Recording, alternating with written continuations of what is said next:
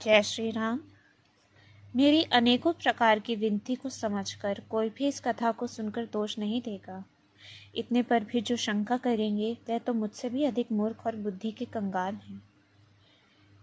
मैं ना तो कवि हूँ, ना चतुर कहलाता हूँ। अपनी बुद्धि के अनुसार श्री राम जी के गुण गाता हूँ। कहा तो श्री रघुनाथ जी के अपार चरित्र, कहाँ संसार में आज तक मेरी बुद्धि। जिस हवा से सुमेरे जैसे पहाड़ उड़ जाते हैं, कहिए तो उसके सामने रुई की किस गिनती में है। श्री राम जी की असीम प्रभुता को समझकर कथा रचने में मेरा मन बहुत हिचकता है। सरस्वती जी, शेष जी, शिव जी, ब्रह्मा जी, शास्त्र, वेद और पुराण, ये सब नेति नेति कहकर सदा जिनका गुणगान किया करते हैं। यद्यपि प्रभु श्री रामचंद्र जी की प्रभुता को सब ऐसी ही जानते हैं, तथापि कहे बिना कोई नहीं रहा। इसमें वेद ने ऐसा कारण बताया है कि भजन का प्रभाव बहुत तरह से कहा गया है। अर्थात भगवान की महिमा का पूरा वर्णन तो कोई कर नहीं सकता, परंतु जिससे जितना पन पड़े उतना भगवान का गुणगान करना चाहिए, क्योंकि भगवान के गुणगान रूपी भजन का प्रभाव बहुत ही अनोखा है। उनका नाना प्रकार से शास्त्रों में वर्णन है। थोड़ा सा भी भगवान का भजन मनुष्य को सहज ही भवसागर से तार देता है। जो परमेश्वर एक है, जिनके कोई इच्छा नहीं है, जिनका कोई रूप और नाम नहीं है, जो अजन्मा, सचिनानंद और परमधाम है, और जो सब में व्यापक एवं विश्व रूप है, उन्हीं भगवान ने दिव्य शरीर धारण करके नाना प्रकार की लीला की है। ये लीला केवल भक्तों के हित के लिए ही है, क्योंकि भगवान परम कृपालु हैं और शरणागत के बड़े प्रेमी हैं, जिनकी भक्तों पर बड़ी ममता और कृपा है। जिन्होंने एक बार जिस पर कृपा कर दी, उस पर फिर कभी क्रोध नहीं किया। वह प्रभु श्रीनाथ रघु जी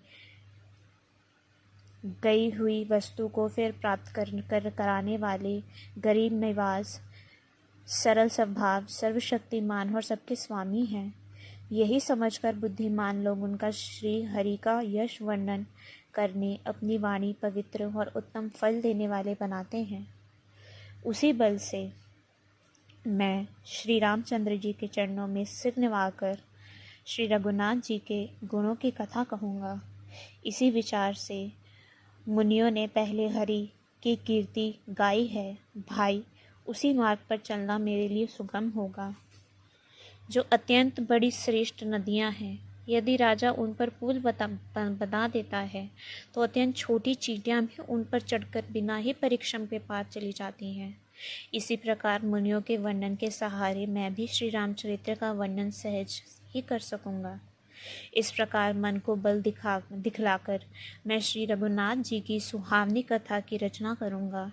व्यास आदि जो अनेकों श्रेष्ठ कवि हो गए हैं, जिन्होंने बड़ी आदर से श्री हरि सुयश वर्णन किया है, मैं उन सब के चरण कमलों में प्रणाम करता हूँ। वे मेरे सब मनोरथों को पूरा करें। कलयुग के भी उन कवियों को मैं प्रणाम करता हूँ, जिन्होंने श्री रघुनाथ जी के गुण समूहों का वर्णन किया है। जो बड़े बुद्धिमान प्राकृत कवि हैं, जिन्होंने भाषा में हरि चरित्रों का वर्णन किया है, जो ऐसे कवि पहले हो चुके हैं, जो इस समय वर्तमान हैं और जो आगे होंगे, उन सब को मैं सारा कपट त्याग कर प्रणाम करता हूँ। आप सब प्रसन्न होकर ये वरदान दीजिए कि साधु समाज में मेरी कविता का सम्मान हो, क्योंकि बुद्धिमान लोग जिस कविता का आदर नहीं करते, मूर्ख कवि ही उसकी रचना व्यर्थ परिश्रम करते हैं। कीर्ति, कविता और संपत्ति वही उत्तम है जो गंगा जी की तरह सबका हित करने वाली हो। श्री रामचंद्र जी की कीर्ति तो बड़ी सुंदर, सबका अनंत कल्याण करने वाली ही है, परंतु मेरी कविता भद्दी है, ये असामान्य है, अर्थात इन दोनों का मेल नहीं मिलता। इसी की मुझे चिंता है।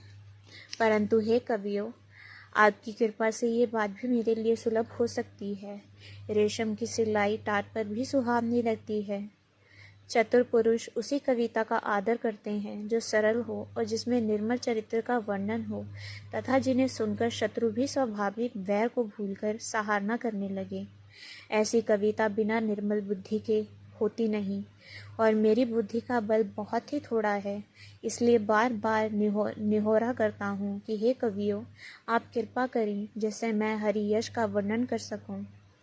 कवि और पंडितगण, आप जो रामचरित्र रूपी मानसरोवर के सुंदर हंस हैं, मुझ बालक की विनती सुनकर और सुंदर रुचि देखकर मुझ पर कृपा करें।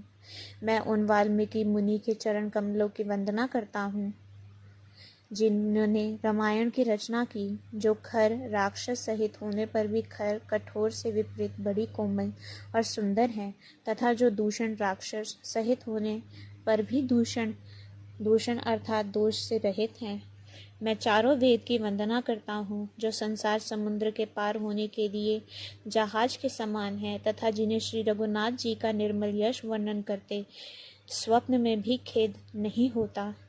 मैं ब्रह्मा जी के चरण रज की वंदना करता हूँ जिन्होंने भवसागर बनाया है, जहाँ से एक और संत रूपी अमृत, चंद्रमा और कामधेनु निकले हैं और दूसरी ओर दुष्ट मनुष्य रूपी विष और मदिरा उत्पन्न हुआ।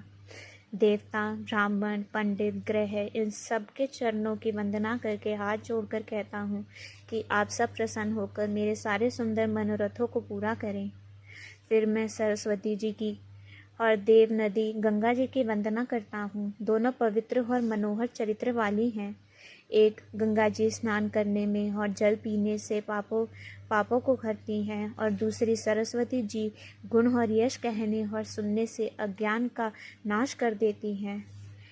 श्री महेश और पार्वती जी को मैं प्रणाम करता हूँ जो मेरे गुरु और माता पिता हैं, जो दीनबंधु और नित्य दान देने वाले हैं, जो सीतापति श्री रामचंद्र जी के सेवक, स्वामी और सखा हैं तथा मुझे तुलसीदास का सब प्रकार से कपट रहित हित करने वाले हैं, जिन श्री पार्वती ने कलयुग को देखकर जगत के हित के लिए साबर मनहस्त्र मंत्र समूह की रचना की, जिन मंत्रों के अक्षर बेमेल हैं, जिनका ना कोई ठीक अर्थ होता है, ना